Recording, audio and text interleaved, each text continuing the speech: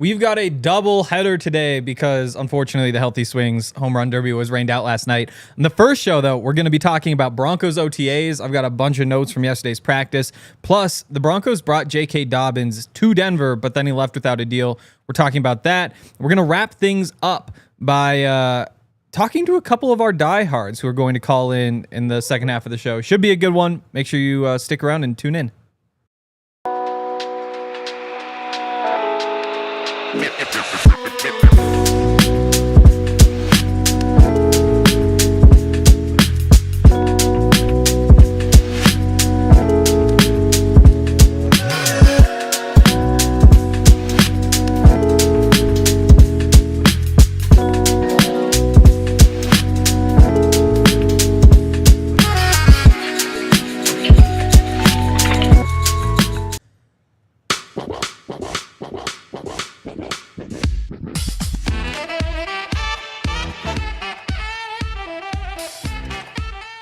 This is the DNVR Broncos Podcast, live from the Toyota Lounge. I'm Henry Chisholm, and we've got Andre Simone today. Here's the thing, Andre. Yeah. Yaya, right before the show, always offers mints, which is super nice and so helpful. Legendary. But also, I start every show with a mint in my mouth.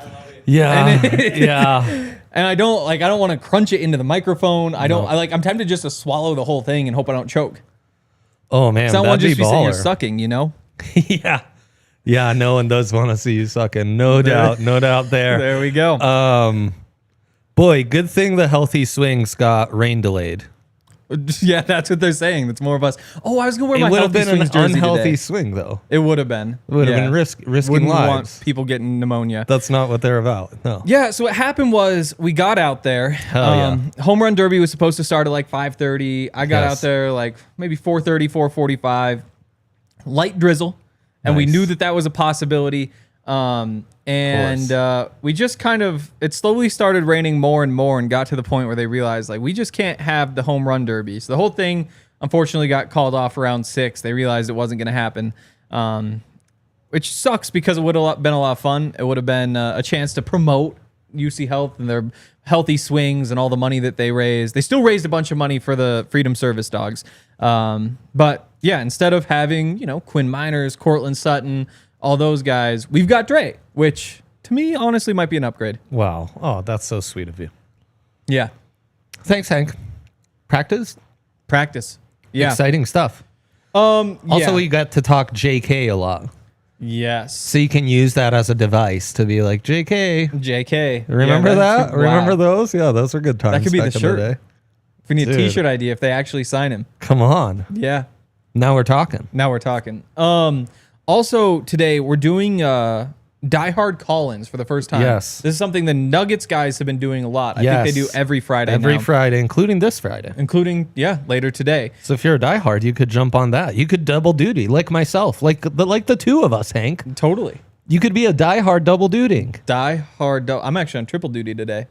Whoa, Rockies? Yeah. Dude, I got amazing. this for the next hour. Then at noon, Rockies starts. And then at 1:15, we're going to be back. No offense to this show. I think that's going to be the better show. What the hell? Ranking the top 20 Broncos prospects. Yeah, no. I thought he was saying the it's Rocky. not anti-Dre. I thought he was saying the Rocky show. I was like, No. Second Broncos show today, our makeup show from last night at 1:15 or 1:15. We're running through the Broncos top 20 prospects, which is going to be interesting. Incredible. There's some tough decisions. Yeah, I love that segment. You can't get enough of it. Well, I had to make the whole list, and then You're I've been so thinking excited all this. for it. Yeah, it's going to be really good. But also today, this was the other thing I was trying to say. Diehard call-in. The link is in the Discord. So any of you who are diehards, gotta be a diehard. Get in the Diehard Lounge, our Discord channel, and go to the Broncos channel and check it out. Yep, the link is right there. I can actually pin that. You don't have to scroll up too much. And we'll be starting those in like a half hour or so. You just click the link. You'll be in like the back room, and then Yah is gonna pick a couple of people randomly to jump on with us. It's gonna be amazing. Close things out with the draft. Looking forward to it. Practice though. Yes, practice. Yes. So we aren't allowed to say too much about what actually happened in the practice, which is really annoying. And the worst part is that the line is kind of like blurry. And so you gotta toe the line. And I think we did a pretty good job last week. Nice. Let's start with some of the deep cuts. I think Q Robinson is an immediate part of the rotation. Really? Yep. I think that's a deep rotation. when you watch Q Robinson and Dondre Tillman during practice, one of the conversations I had with another media member, he brought it up, was, shout out to him. You know, Jonah Ellis not practicing right now. I'm not sure what exactly he's dealing with. Too much of a baller for OTAs, probably. Yes, but he'd better get back quickly. Was the point? Man, like, you gotta kind of solidify yourself because those guys look really, really good. I'm concerned about the decisions that'll have to be made in the edge room. Yeah, what's that going to look like, Hank? It's going to be strange. I mean, you know, you've got Benito and Benito, Cooper. certainly. Benito and Cooper are going to be your two mainstays. Yeah. Realistically, I would add Ellis as the first one off the bench. Then. Yep, that'd be the expectation. With those two guys, you'd expect them each to play about like 2/3 of the snaps. Yeah. Which leaves another 2/3 open, Yes. plus maybe like a handful in weird rush packages Yes. or whatever they want to do. Jonah Ellis is the favorite for those next ones. Certainly. Dondre Tillman maybe right there with him, just because as a run defender, he is so good. Boy, we love Dondre on this We show. do. And then you throw Q Robinson in there and say, he looks like the kind of guy who you might want to have on the field. And then after that, you get into some of the other, Johnny Walker, the undrafted free agent from Can you Missouri. carry 5? You can carry 5 if you play good special teams. In fact, in the past, Right, like, which is Q's calling card, which is why that's so huge for him. Yep. And honestly could help another guy out because Q's so good. You have special teams right there. Getting the 5th in, you don't need a star special teamer, but somebody who can rotate in. How's that impact the math for then the 5 tech defensive ends, the hand in the ground, JFM, Zach Allen, Savion are your locks? Yes. Do you need to carry a 4th? Am I blanking on someone here? Well, Ini Uwazurike is another guy who looks really good. Maybe I shouldn't say really good, but he's every single practice. And I think this was true kind of late in last training camp as well. You watch and you say like, oh, let me guess he stands out because he's ginormous. That's the starting point. Yeah. And then he stands out because you're like, oh, he would have killed that quarterback if this was an actual game. Again, like there's a difference depending on which group you're playing with. He's massive. I mean, 6'6", 320. Yeah. The guy's an absolute freak. But I'm not sure where exactly he would fit in. Because you think like potential nose or maybe even like rush package. That's the thing. Nose. Size would suggest nose. Yep. Quickness, rush ability. Tape and what he's done though Length. would suggest more. Right, length. Yeah. Right. Have him as the 5 technique who takes up 2 blockers because of his size. Right. Yep.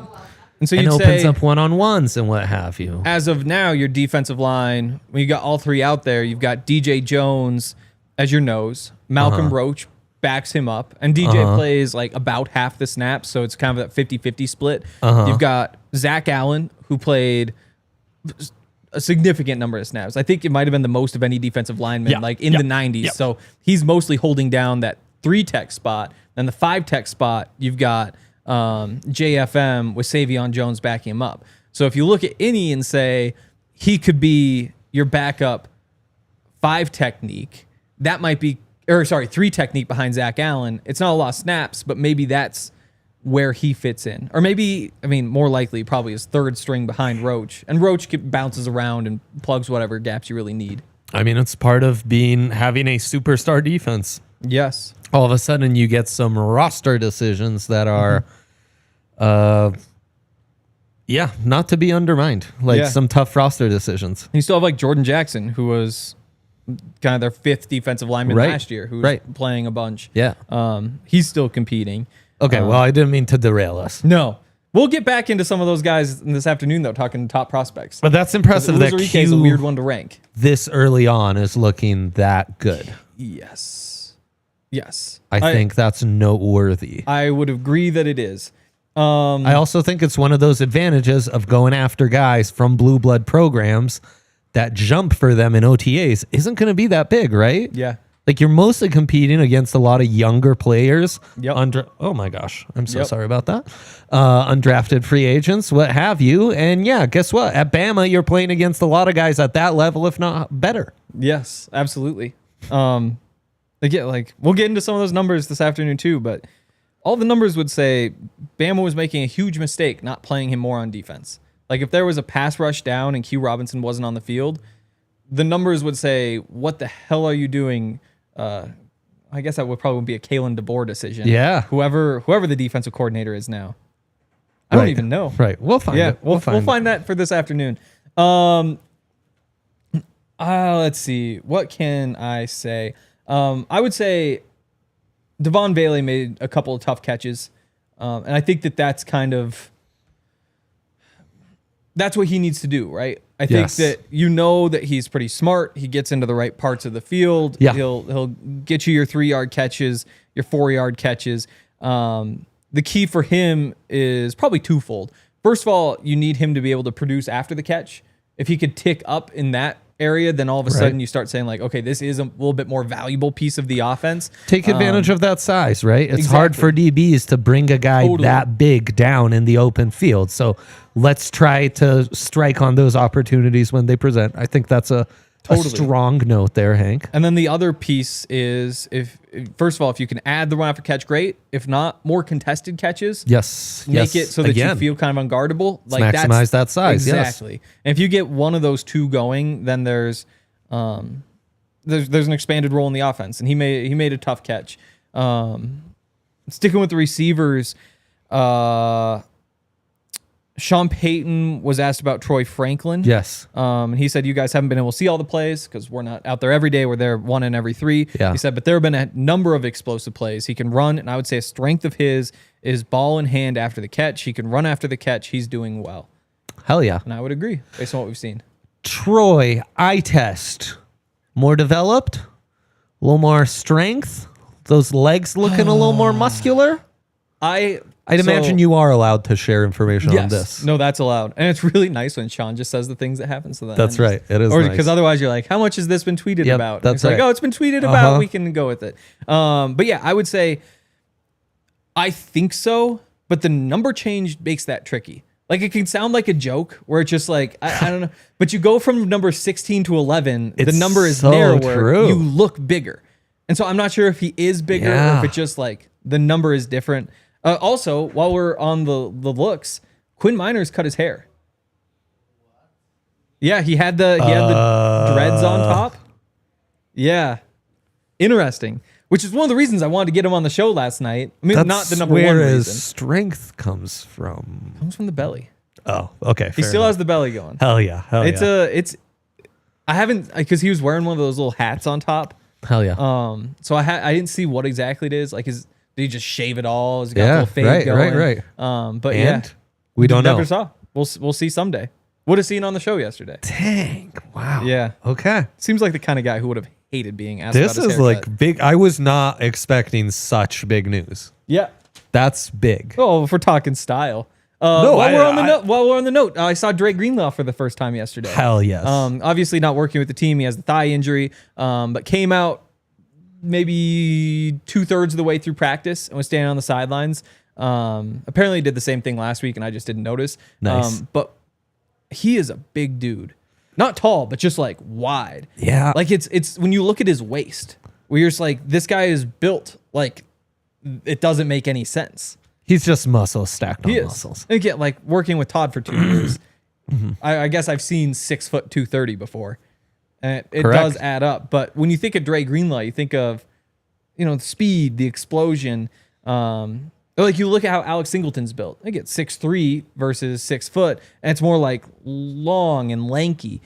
That is not the case. Yeah. He is built thick. You just go like knees to shoulders, and oh my goodness, that guy's something else. Love that. Little fire hydrant. Love that. Yeah. Let's see. What else do we have for actual football? When I look through these football notes, we got to move kind of quickly. We can give a shout out to some of our friends. Yeah, we'll get back to it. Over at Raising Cane's. We love Raising Cane's. And if you are planning on going out on a summer road trip, those are kind of fun. I'm Get kind this. Summer road trips in Colorado are kind of tough for me. Because if you go east, it's all through like Kansas. If you go don't go east. West, then where are you even going? Are you going all the way to the coast? It's a lot of mountain driving. Yeah, which again, the mountains themselves nice. Yeah, the destination. Well, you could go to a mountain town. You could get lost in the mountains. You ever been to Tiny Town, Colorado? No, that sounds made up. It's incredible. What happens? It's a little tiny town model of the town itself within Tiny Town. Which, those are the things that make it's like the Pat Surtain shirt where I've always thought like I should make a shirt of me wearing the Pat Surtain shirt. And then there's endless cycles, it's just, and then you look at yourself in a mirror and it's just endless Andres wearing Pat Surtain wearing DNVR Broncos. Yeah, that is nice. I derailed us there. I apologize. Point is, Montana, you have some great national parks. I understand. You get the national parks. You can go down to Yellowstone, which I guess you could do here. Yeah, but also, like, you're 12 hours from Seattle. I guess driving the 15 hours down to Denver is also an option. But it seems like from here, it's like, where are you going? Oh, Salt Lake City. You could kind of cross Yellowstone and head towards Seattle. You could. That's fun. Yeah. Doubling up Yellowstone and Seattle? Come on. I'm not a huge fan of the road trip options from this particular point, but I would go on any of them if you loaded me up with a bunch of chicken fingers from Raising Cane's. I could plop me down in the back of a car. I'll sit there and go anywhere. Yeah, that would be incredible. The cane sauce. Could you imagine just a road trip of cane sauce? Oh, yeah, the barbecue. Raising Cane's is awesome. You guys know all about it. Yeah. Made to order. It's yummy. Crispy, Raising Cane's, made to chicken order, fingers, tender, the best. One love. The best.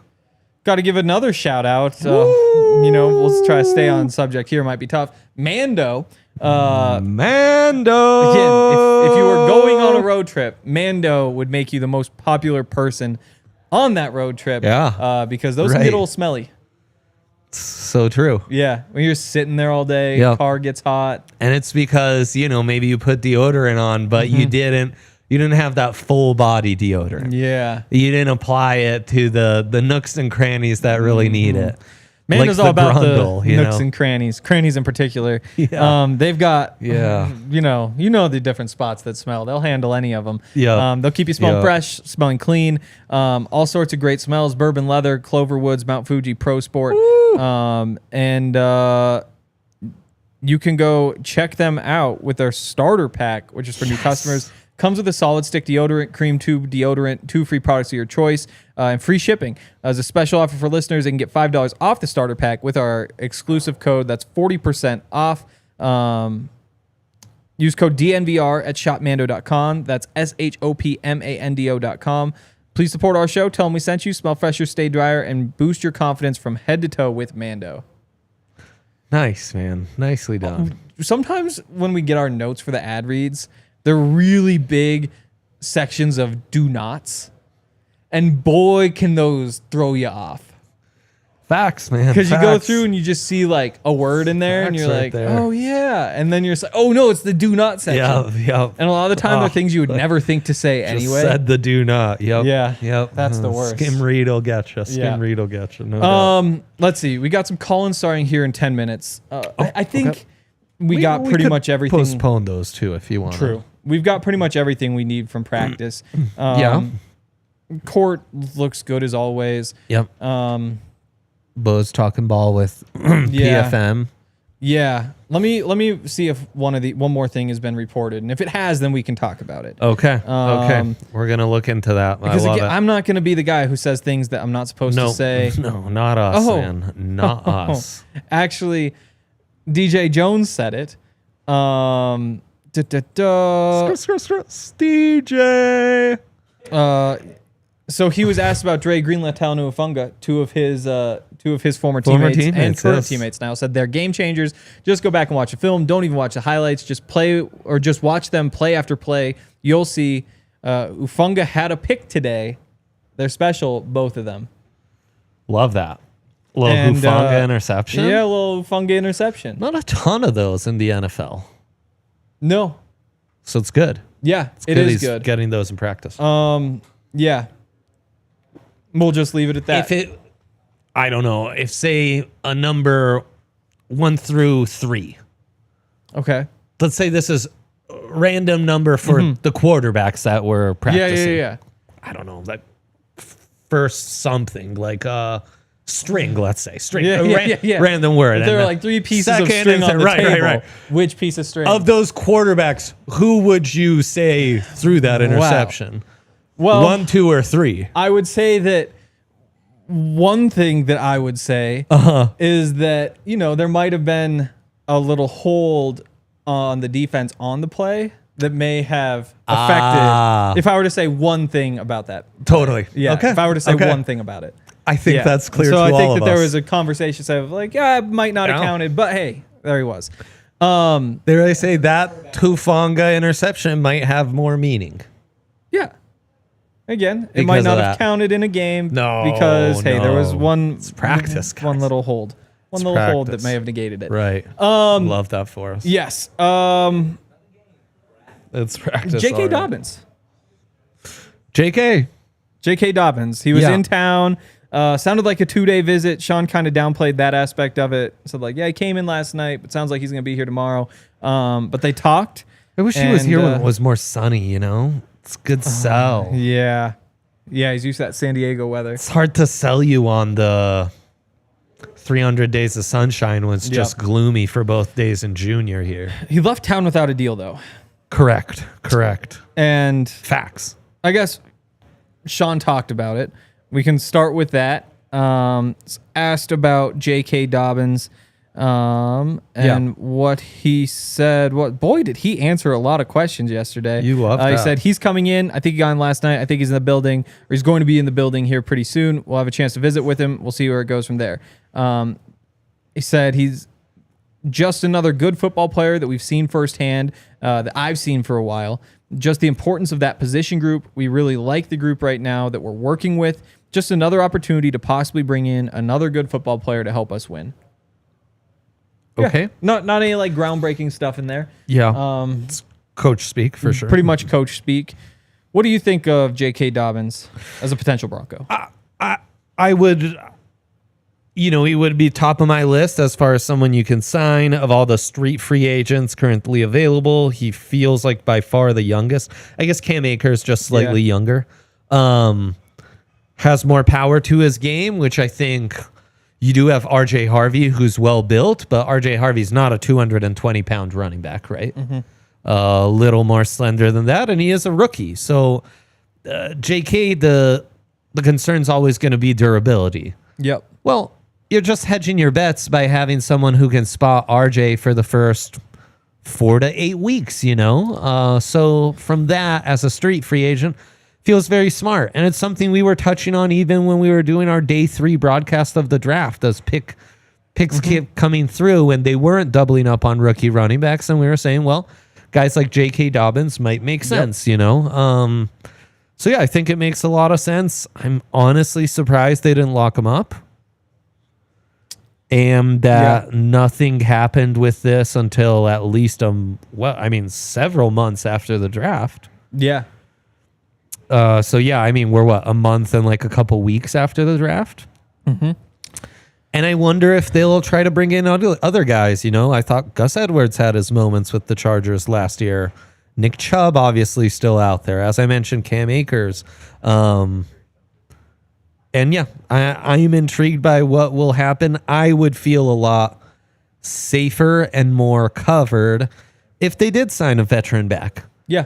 Because after RJ, who is a rookie and a bit of an unknown, I'm not sure I have a ton of trust and confidence in the rest of the guys, though certainly I'm intrigued by Blake Watson and other guys in this running back room. Yeah. When asked about pass protection, I was a big Audric Estime guy, Totally. Sean Payton said yesterday when he was asked about pass protection, whether like bringing in a veteran could help with that. He said we're working on that, but also Tyler Bidet is really good at it. Just brought him up out of everybody. So again, you have all these guys who are intriguing. Blocking them obviously isn't ideal, but if you're getting better, then it's worth it. Like there's the development that you're wasting at the same time. Winning games is important. My concern is that J.K. Dobbins was electric the first 2 weeks last season. After week 2, he led the NFL in rushing yards. He was like 20 ahead of everybody. Put 135 on the Raiders, put 131 on the Panthers. from week 3 on, and he played 13 games, 11 more after that point. He averaged 3.8 yards per carry. Yeah. His 3 longest runs of the season all came in the first 2 weeks.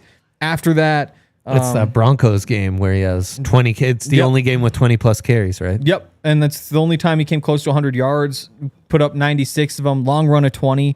I think that was, he also had runs of 34 and 29 at that point later. But, you know, the 60-yarder against the Raiders, that explosiveness, it really didn't show up after week 2. And when the guy's body is breaking down, that offense was also dreadfully predictable.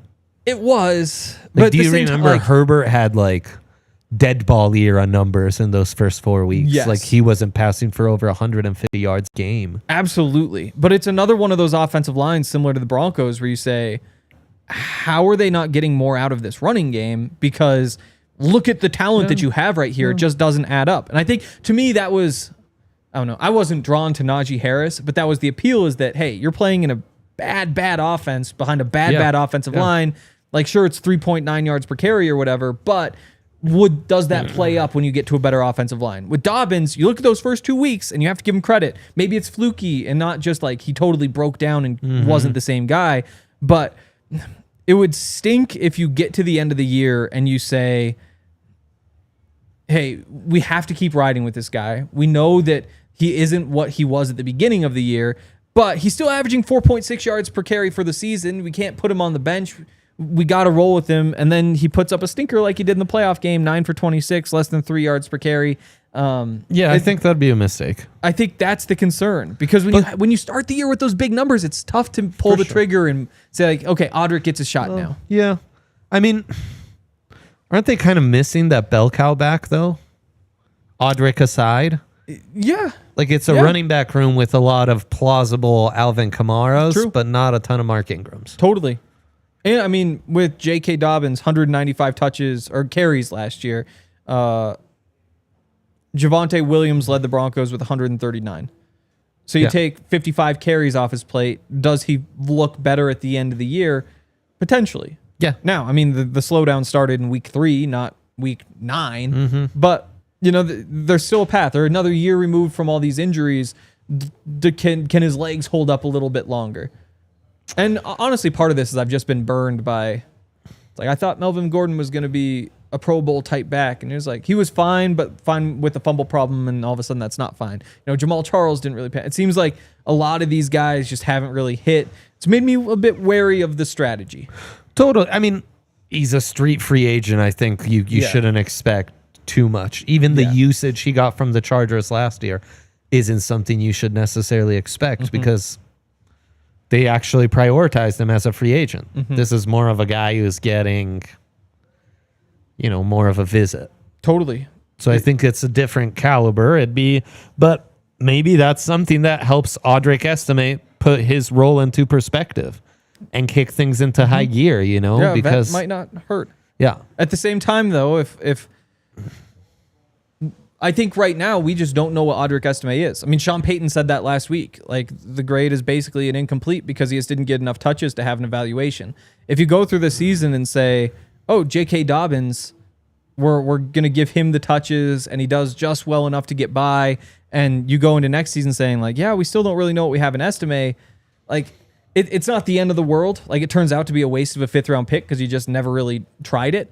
But it is a little bit of a waste, and a 5th-round pick is still worth something, you know? It's totally worth it if J.K. Dobbins comes in and is productive and is significantly better than what you'd get from whoever that second running back would be, whether it's Jaleel or Estime or any of those guys. But there's a chance that he just isn't all that good anymore. I mean, for sure. And maybe it was never all that good, right? Yeah. I do it's think just that rookie year you look back on. I appreciate they're at least considering veteran running back options because it's the one position where this narrative of, look, we're trying to compete for a championship and capitalize on this window we've got right now is kind of like, are you really, or are you just trying to develop some young backs? Yeah. This feels more like a win now move, or at least a hedge your bets so that we're not beholden to some 20-year-old running back. on short yardage, you know? Yeah. And it's, I mean, geez, I thought Gus Edwards looked good for the Chargers. It's not necessarily the greatest endorsement of J.K. Dobbins either, you know? Totally.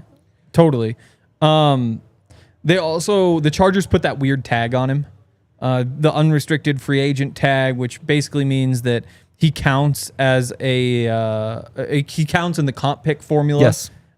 Which as of now, it's still early and it's tough to say for sure. It seems like the Broncos should be getting a 7th round comp pick next year. Right. You bring him in, you probably lose that. The deal I believe he has on the table from the Chargers, I think is about $3 million, $3.43 million. So the Broncos would have to offer, you would imagine, more than that $3.43 million to get him to come to Denver. And maybe they just like him better, but he likes Denver better and he's willing to take 3.25. Point is, it's not nothing for a running back. And No, I think there's certainly. a good chance if you were to ignore the first 2 weeks of last season, you would say, why not just keep Javonte? Production wise, you would say Javonte was probably the better option out of those two. Well, for cheaper. And cheaper too. But I think just straight production, you'd say Javonte was more productive from week 3 on. Sure. But he did put up those big numbers in the first 2 weeks, and that's really what you're dreaming on. And I think that's why, obviously, J.K. Dobbins, a guy who's always injured, it's a big gamble. I think they'll monitor cuts as well at the position, you know? I mean, who's going to be cut off practice squads, what have you. I mean, that's what happened with the UDFA tight end they added to the mix. And, I mean, there are still some decent vets. Gus Edwards, Chubb, Amir Abdullah, Dearness Johnson, Cam Akers, Dante Foreman, the Josh Kelly kid, Chris Evans, those kind of guys. All right. Going to give a shout out to some of our friends, but if you guys want to jump over, click that link in the Discord. Yes. You can, we'll see if anybody wants to chat with us. Coors Love Light. it. Coors Light is an awesome beer. We've got some on the set right now. Woo-wee. Girlfriend in Minnesota, leaving Silver bullet time. leaving in like a half hour from Minnesota. Won't be back till late Sunday night. Rockies and Mets are in town. If things break my way, this could be a 3 baseball game weekend.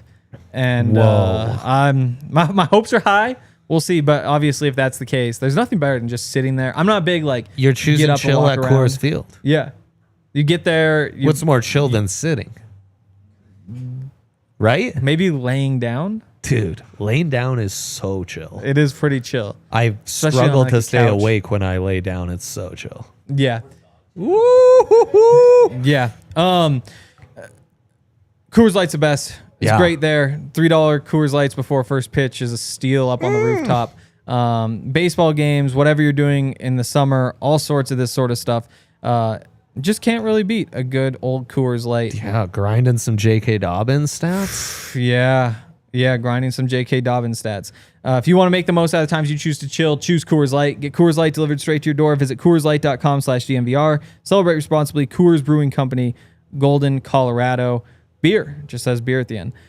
Also, want to give a shout out to our friends at True Fan Travel who have helped us put together a package for anybody who wants to go to London. It's going to be an awesome trip. We're headed over there. Benny Fowler, who you may have heard of, caught Peyton Manning's last touchdown. Legend. Great Bronco. Super Bowl champion. Last pass, not last touchdown. It was a 2-point conversion. Yes. Yes. But he'll be out there with us. So if you want to hang out with the entire DNVR Broncos crew and Benny, we'll be out there for the Jets game, Legendary. which is October 12th. Our travel package includes a 5-night stay at the luxury hotel, some private tours. I actually don't have all the details about those, but I remember last year we took the bus tour, like the red bus tour. Incredible. The river tour, the cruise, also awesome. Drank all of their tequila they ran out, had to start drinking other things. Wow. Meetups at pubs, pep rally, I believe a tailgate, and also tickets to the game. So if you want to go to truefantravel.com, you can check it out. Come with us. It's going to be a bunch of fun. Go book it now. All right. Damn straight, Hank. Damn straight. Oh no. Oh, Devin. was here for Devin, 7 minutes so and hung up. close. You were so close to We getting need. in. I want somebody to jump on and pound the table for J.K. Dobbins. Yeah, I've seen some people pushing back on their production being the same.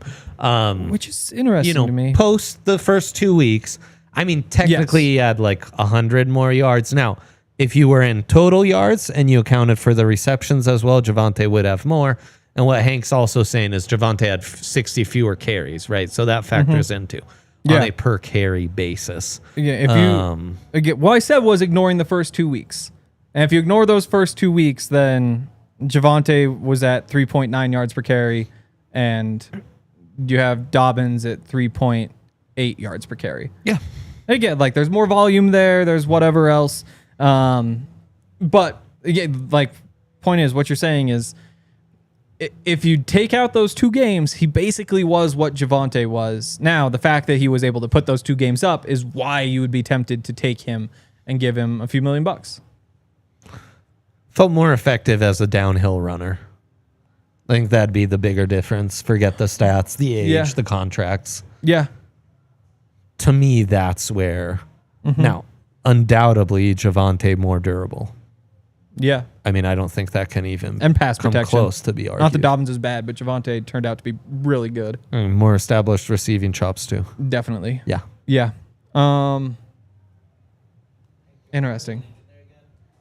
Are they looking for the link? It should be pinned in the Discord. Yep. Now's the time for you to call in. Oh, yes. If you are on there. Oh, I heard a jingle. Yeah. We have Devin. Right. Devin's back. Devin's who left earlier, right? Yeah. Okay, Devin. There he is. Devin, how are we doing? What's up, guys? What's up? What's up? We're doing it. We're doing it. That's right. That's exactly right. Where are you That's calling how you in start from? a call right there. Where are you calling it in from? Tampa, Florida. Oh, Tampa. Wow. Not a Buccaneers fan then. No way. No, Wow. diehard. Okay. We're complaining about the muggy heat around here because it's rained for a couple days. Yeah. I'm sure Devin's on a whole other level. Oh, yeah. Yes. What do you think of J.K. Dobbins? So I like JK. I watched him a lot in at Ohio State, and I'm a big fan of his. Okay. But the injury is concerning, but I would love to have him on the Broncos, or Nick Chubb possibly give him a workout as well. Yeah, I like that a lot. I think the chat's really mixed, but I like that Devin's in on this. And I mean, if you remember him from Ohio State, like Devin does here, Monster. it's 2,000-yard rushing season that last year, 2019, which I know feels like ages ago, but I swear was not that long ago. So yeah, I'm intrigued. What's your biggest Broncos hot take this offseason? What are your expectations going into this? So I would like to win the division. Yes. Number one. But I think we're going to win 12 games this year. I really do. And I know my biggest thing, I want Bo Nix to get the light he deserves, because I've been a Bo Nix fan since high school. I'm an Auburn fan. I watched him down here at New Year's Day when he played at the Raymond James against Minnesota. And I've just always been a believer, since day one. So I knew who he was coming in when we drafted him. I had my Auburn Bo Nix jersey out on draft night, and I was like, I know we're gonna go get Bo, and I was so happy. But I want to see Bo Nix improve. I know Sean Payton has a history of starting the season a little slower. Yeah, even Benny said that.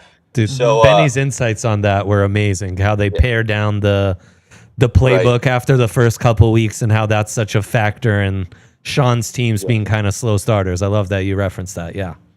Yeah, so I would like to see, especially with our first 2 games being what they are. I know Anthony Richardson, that shoulder's still screwed up, so we don't know if we're going to get Danny Dimes or what we're going to have.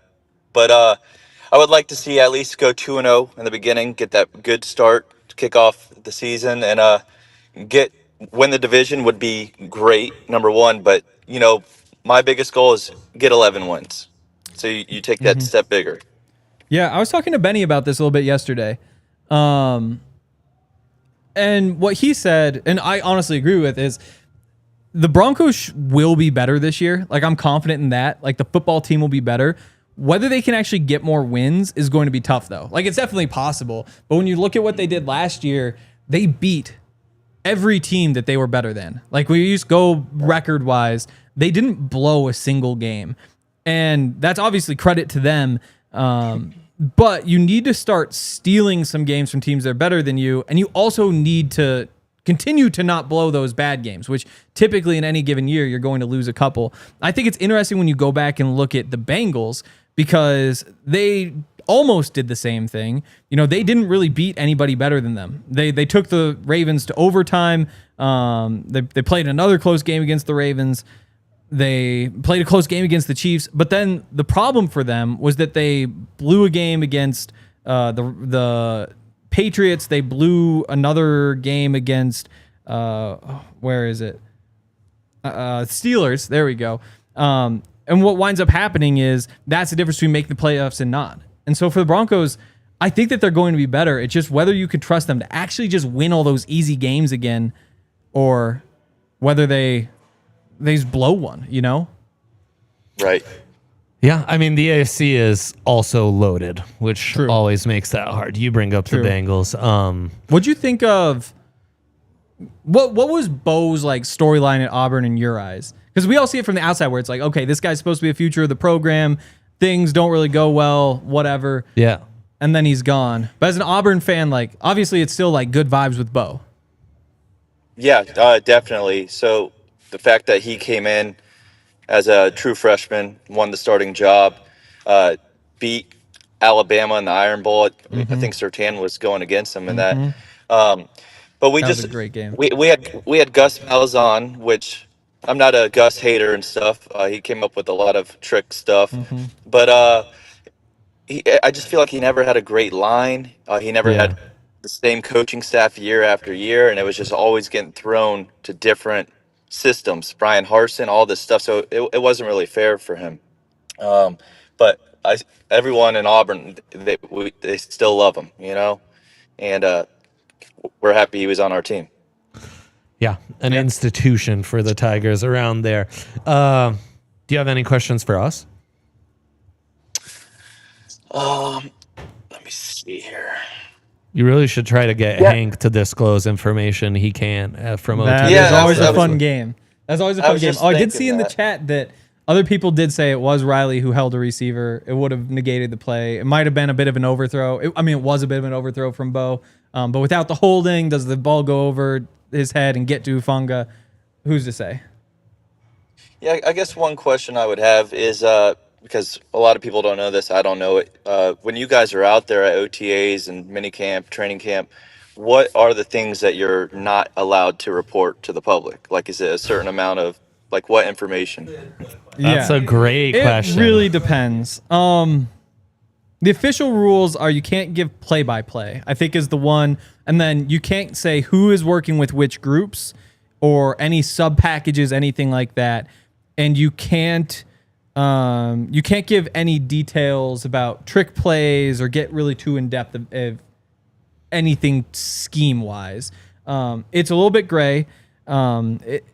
The vibe is maybe it's getting cut down a little bit more this year. Because in going back and like reading my notes from last year, we were allowed to say a little bit more. But for example, if you say Bo throws a deep ball to Court over Pat Surtain, during training camp, you get away with that. During training camp, that's the stuff that, you know, you write the 2,000 words every day about as much of that stuff as you can fit in your notebook. During these OTAs, although the rules are basically written the same, it sounds like they're pushing us away from that. And I'm not sure if that falls under like the play-by-play category, because typically when they say play-by-play, they mean, okay, first down, 4-yard run to whoever, second down, third down, fourth, and you go through all of it. But any given play itself, you would be allowed to report, as that wouldn't fall into the play-by-play category, which is why right now it's a little bit tricky with the rules fluctuating to know exactly what you can say, because you can always say like, hey, Devon Bailey made a great catch, or Jahdae Barron had a great pass breakup, or Uwazurike would have had a sack. But how far you can go beyond that is tough, especially when they call you on it will be more so when you say like, Ini Uwazurike beat Clay Webb to get a sack, for example. Not that that's a thing that happened, because then all of a sudden you're putting down a different guy, and they might be more interested in enforcing the rule. But during training camp, that's always fine. During the season, basically anything that happens off the field is off the record. OTAs, gray area. Struggle, real struggle. But I've got my full notebook, and so then I just say like, oh yeah, a lot of number 14s in here today, a lot of number 17s. Those guys were good. Love it. But then as soon as somebody puts it on Twitter, then it's kind of fair game. All's allowed. Yeah, then they get yelled at, and we're all good. It's beautiful. One thing I wanted to say real quick is in St. Pete, Florida here, my uncle is the athletic director for Gibbs High School, and they just hired Pat Bryant's brother as an assistant coach for the football team. No kidding. And so I've been in contact with them, and I talked to his brother, and Pat's going to be coming down at some point this summer, and so I'll be meeting Pat and stuff like that. So I'm going to try to pick his brain about what his thoughts are with his position and how Sean is, what he thinks of Bo, and it'll be cool for a hot take like that. That's incredible. I like it. I think we're gonna get into some Pat talk in the next show where we're drafting prospects and stuff. No, that's prospect. Prospect rankings are tricky because how do you rank Devon Vele, Pat Bryant, and Troy Franklin as prospects? That's right. Would you want to give your take on that before we let you go? As prospects, who you got? I've got Pat. Pat number one? Pat. Okay. I've got Pat number one. Highest drafted. I think I've got Vele 2 and I got Franklin 3. Okay. I mean, that's probably right. But then you get into like, I don't know. I want Franklin to be 1. I do. Yeah. I want Franklin to be 1. I really do. But I got to see it. He's got to catch those balls. Mm-hmm. Yeah. I also wonder, like, we'll get into this later, but if Devon Vele had been a second-round draft pick and done what he did last year, then would we change our mind about him being in front of Pat? Yeah. Because at some point, but the reason he did slip is because he's an older prospect, closer to being maximized in theory, and doesn't have the physical traits. So it does kind of play in. Yeah. I don't know. Exactly. It's tricky. Well, thanks for calling in, Devin. We'll hopefully do this again soon. Go Tigers. Enjoy Tampa for us. And thanks so much for calling in, man. Much love. We're doing it. Broncos Tube in the chat. Broncos Tube. Nice. Let's go, my guy. There you go. Toyota chat to life. You love to see that. Shout out Broncos Tube / Devin in Florida. Let's see, real quick. Let's give a shout out to us and some of the cool things that we do. If you want to become a diehard, then you can get a chance to call in like Devin did. I have a feeling we're going to do this more. Nothing set in stone because I feel like we don't really set things in stone much at this company. I mean, fully digital, baby. Why would we set anything in stone? It's not the Stone Age. Seems ridiculous. We've moved past paper. You think we're going back to stone? No way. No way. Not a DNVR. A lot of cool stuff up on the website. Insane stuff. Everything from OTAs. You're on a writing heater. Oh, you think so? Yeah. Oh, good. Glad the to hear film rooms are outstanding. Film rooms on every free agent. Cranking. DJ Jones, when he came back, I believe, that was months ago. I think I did one. You started writing Drew Sanders stuff, and I was just like, oh, man. Well, because that's the way... feed me Drew Sanders. That's the way the OTAs go, is you get the 3 guys who talk, Sean and like 2 players. And... so you take like, okay, big story is this guy's new here. Let's write the big one. But then as you get further and further out, it's like, okay, there's these 2 kind of interesting quotes. Let's like take those and kind of expand on them. So I wrote a lot of my thoughts on Drew Sanders. And again, because of that, he's too high in these prospect rankings. It's great stuff. But yeah, all sorts of good stuff on the website. Check that out. Yeah. Name the beat. We've got the best writers, reporters. So support your teams, support our teams, support our reporting, support everything we do. And when you become a diehard, I mean, guys, that's an insane deal. I remember this town before we existed. Broncos talk, and that was about it. No cool events, no cool merch, no cool anything, no sports bar like this. You get it all, and you get all that content. So jump in today, thednvr.com, get yourself a free shirt, and become a diehard for a very affordable price. All right. How we want to do this draft? We have our weekly end of the week draft. We don't know the topic yet, so I would love to introduce the topic. It is. Yaya's going to get to pick the topic. Are we just doing 2-man draft? Okay, 2-man He draft. doesn't want to participate, so it's just your boy and no insincere drafting like Zach does. He is a panda drafter. Yeah. He is a it's panda really, drafter. Someone's got to talk to that guy. Maybe you guys chat. You can get on him about not pandering. Be a little more sincere in his picks. That'd be nice. What is our draft, Yaya? Lay it on you still me, don't know? Yaya. Oh, I thought this was a Yaya picks draft. Yaya would pick the draft as what we decided. Do you have one? Okay. You guys. Yeah. Yeah. No one likes how Zach is, strings us along at every turn, but then when he's missing, we don't know what to do or talk about, so it's damned if you do, damned if you don't. Big catch for RJ Harvey yesterday, I would add. Might as well hit on a couple other notes. You like his hands? Reports good on the hands. That's great. Reports exceptional on his hands. Really? Even exceptional might be understating it. No. Yeah. Stop it. Yeah. It's always tough to figure out how you frame the things that you don't want to be put directly onto the record. Yeah. We'll just leave it at that. People very impressed. And based on what I've seen, there's no reason to be receiving disappointed. high praise for his hands. The highest of praise. That's huge news. Yes. I did not expect that. That was honestly my biggest question. I think it was a lot of people's biggest questions. That's awesome. Yes. I love it when I'm like a lot of people.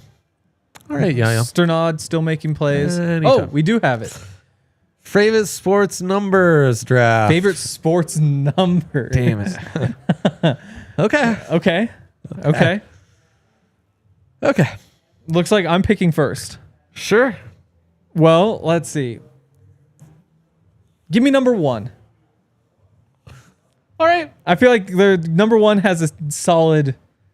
I don't want to say can't go wrong, because if the wrong guy wears number 1, it really can be bad. Yeah. Like occasionally you see like an edge rusher, like a bigger edge rusher wearing number 1, and you're like, oh, this is bad. Or even some big linebackers sometimes look bad in it. I can't. Who's the biggest baller to wear number 1? Biggest baller? Well, Jason Elam obviously jumps to mind. Yep. I was thinking maybe you could do better than Jason Elam. Cam Newton wore that number 1 pretty well. He wore it well. I'm trying to think who else. That's a solid note by you. Surprisingly, not as many great basketball players in number 1 as you would think. Nope. MPJ tried to take that one and didn't quite put his stamp on it. Hasn't quite yet. Yeah. I'm trying to think. Baseball, certainly not a hockey number. What number was Varley? Right? Was Varley number 1? That sounds right. Yeah. Yeah, so, okay. Not a lot of great number 1s is the answer here. But I do think like it's a lot. Wow, that is actually surprising to me.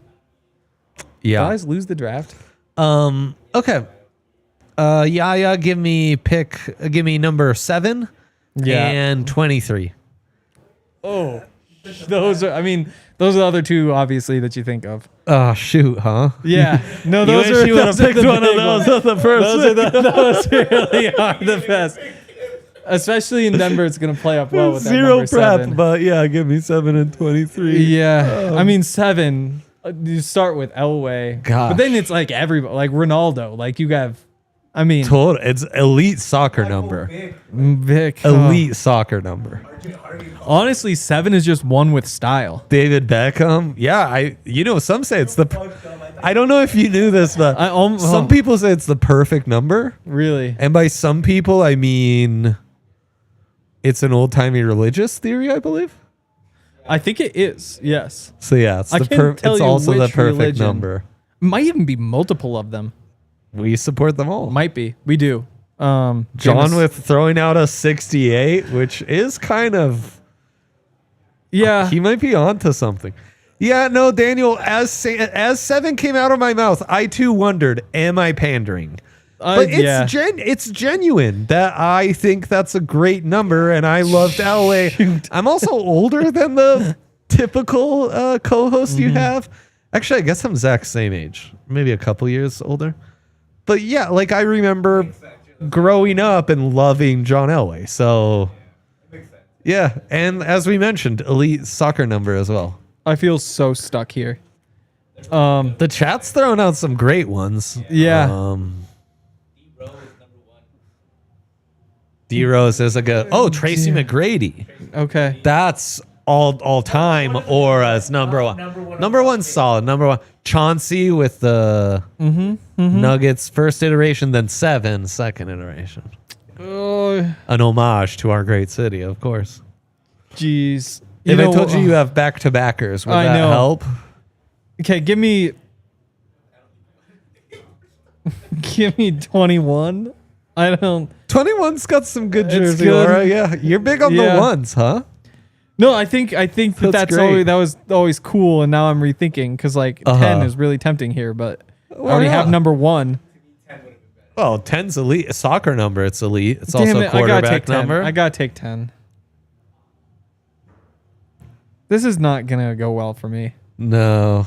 I'm kind of just looking through These here. rarely do, huh?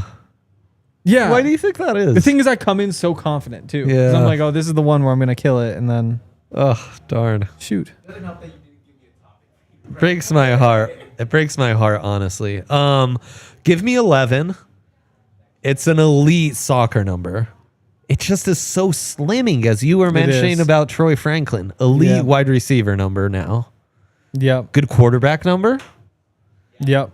And then give me 69. Like, who doesn't love an O-lineman in a 69? That was gonna be 5th round. Damn it. It's elite. It's elite. Also, 11, much like, we've had a couple 88s being thrown out there. I think numbers that double up are truly elite. So 11. I would agree. 77 for an O-lineman, 88. Yep. Obviously, it's a great hockey number. Martin Netchus wears it great. 99, amazing hockey number. Okay. I've got 99? No. I've got 33. 33, hell yeah. Yep. I just talked about double numbers. No, yeah. Great pick. Yep. And Kareem, Patrick Waugh. I mean, you got the history there. Yeah, come on. Who doesn't love I'm gonna lose this. And then you went on your double number rant, which makes me feel like if I actually take the double number, then I've got you just on a string. You do. Like then I'm just copying your string. You're my puppet right now. Just like I want to help you out so much. There's a number out there. You want to do a call? Remember how Who Wants to Be a Millionaire? You could call home. You want to call home, but your call is Yaya. We don't have time to do a call in that isn't Yaya. You want to do a call in? If there is somebody in the call in who could help, I would love that. Yeah, you're allowed. Is there anybody there? He's calling you, Yaya. Okay. Go. If anybody calls in. Oh man, devastated. Yaya didn't pick up. Shoot. Oh, just when we needed him the most. Well, you needed him the most. I really did. I'll take. No, don't do it. His numbers aren't terrible so far. They're not terrible, but you got 7 and 23, and those are the 2 best numbers. I know. You're missing the best one. You're saying 6 or 15? 15. You like 15. Vince Carter, you got Nicole Jokic, you have Carmelo Anthony. It's fine. Football, it's just not great. Tim Tebow. I'm not a fan of his hockey number. Yeah. Brandon Marshall was 15. Yeah. Al Horford. It isn't a bad number. It really isn't. I'm tempted by 77 though. Oh, send it. Give me 77. Let's go. I just hate that I took back-to-back double numbers after you did your whole double numbers are great rant. On a string. On a string. I'm on a string. I don't know, man. 88 or 99? 88 or 99? 88. Let's do it. Yeah. No, that's good. Such a great hockey number. If not for Marty Netchus, would you I probably taken don't do it? Yeah, I probably don't do think it. so. I think that at the very least But is his DT impact in plus Denver. Marty, come on. Yeah, that's pretty good. Okay, if Well, you're I'm gonna watching on a get smart TV, cooked. holla at your boys at thednvr.com. That's where we'll continue this conversation because I did see a super chat, right? Yep. Can we see that super chat? We're going to OT. There you go. TBD 007. What the Halliburton? Broncos up next. Yeah, that was crazy last night. Did you watch the basketball game? Nope. I You watched missed a all the classic. Western Conference Finals, and You I was missed a like, classic. "Ugh, I don't. Oh, it was incredible. I don't care, Did you hear what happened? dude. I've seen all the insane. Okay. Yeah. The closing Naismith, like 9 Yeah. crossovers and then Yeah. step back 3 to kind of get them going, just as insane. No, it really was a great basketball game. Wild. Because the whole way, the Thunder like leading it, and you're just Yeah. kind of like, wait, and they get up to Well, I like, was monitoring. I 16, didn't and think you're it like, was worth 10, tuning 60 into. And I agreed. And then what do the Pacers do? They come back and hit those shots at the Pacers, end. man. The Pacers are, ABA pride, you Electric. know? yeah. Yeah, I it's agree. us, the Nets, them, and the Spurs. Those are the only ABA Yeah, teams yeah. left, yes. That's what I heard something Boy. else. Boy. Okay. Thank That's you so gonna do it much to the Toyota chat. Also, Toyota chat, at this point, get us to 88. We're Yeah. at 87, also an elite number. Yep. One more thumbs up. You guys got it. Come on. Yep.